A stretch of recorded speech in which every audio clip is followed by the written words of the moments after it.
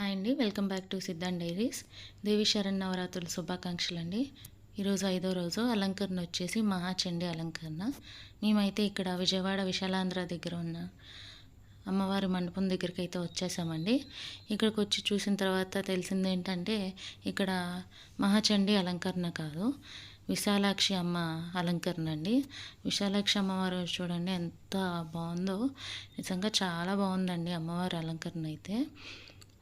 ఇక్కడ విజయవాడ దుర్గమ్మ టెంపుల్లో కూడా మహాచండీ అలంకరణ అండి. అంటే కొన్ని పద్ధతులు కొన్ని మండపాల్లో వాళ్ళు ఒక్కొక్క అమ్మవారిని పెడతారంటండి. ఇక్కడైతే విశాలాక్షి అమ్మవారిని పెట్టారు. ఒకసారి దర్శించుకోండి అమ్మవారిని. అమ్మవారి కళ్ళు చాలా పెద్దగా ఉంటాయంట, అందుకే విశాలాక్షి అని పేరండి.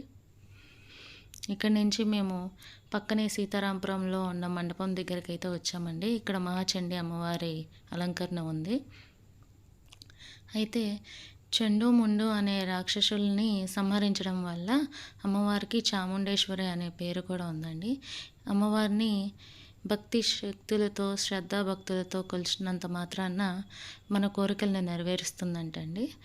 అమ్మవారు చాలా మహిమ గలదంట. ఈమెనే మహిషాసురమర్దిని అని కూడా అంటారు. ఇక్కడ నుంచి అఖండ దీపాలతో ఇందాకడ విశాలాక్షి అమ్మవారి దగ్గరికి జనాలు బయలుదేరారండి.